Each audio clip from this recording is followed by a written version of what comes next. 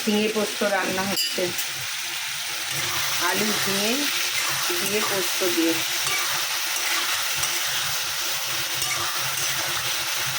এটা প্রায় কষানো হয়ে এসেছে, এখন আমি পোস্ত বাটাটা দিয়ে দেবো।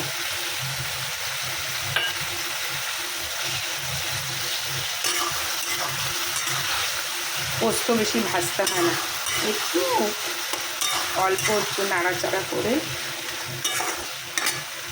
স্লাইড জল দিয়ে দেবো।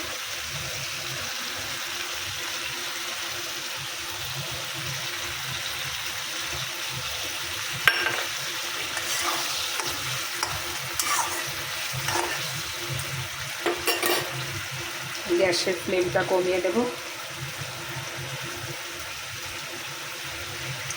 একটা ঢাকনা ঢেকে দেব।